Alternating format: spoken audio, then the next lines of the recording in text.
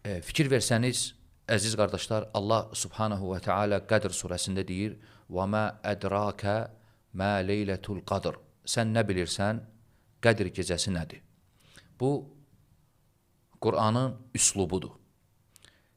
Baxsaz görərsiniz ki, bir çox ayələrdə Allah subhanahu və teala bu cür deyir. Sualdır, inkar formasında.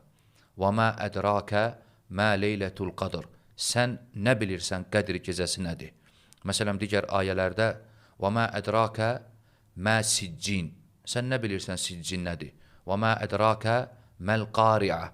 Qariə, sən nə bilirsən, nədir? Və mə ədrakə mə yevmuddin. Din günü, sən nə bilirsən, nədir? Və mə ədrakə məl haqqə. Və mə ədrakə məl hutamə. Və belə ayələr çoxdur. Bu, nəyə dəlalət edir? Sualdır, inkar formasındadır. Həmin şeyin əzəmətli olmasına, böyük bir şey olmasına dəlalət edir. Allah subhanahu və teala deyir, sən nə bilirsən nədir? Yəni, o iş çox böyük, çox əzəmətli bir şeydir.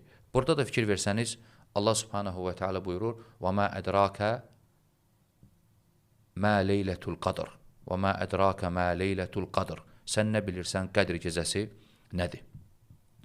Leylətul Qadr iki sözdən ibarətdir. Bir, leyl, iki, qadr. Leyl, ərəb dilində, leyl bizim dildə gecə deməkdir.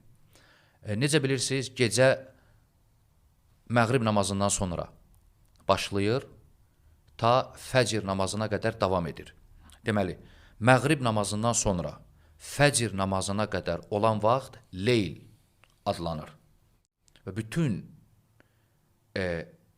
şəriətimizdə olan, leyllə bağlı olan, gecə ilə bağlı olan əhkamların hamısı bu vaxtdır.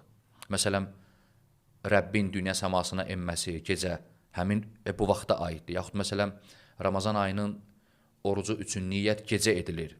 Gecə yəni bu vaxt edilir. Yaxud məsələn, Qədr gecəsi.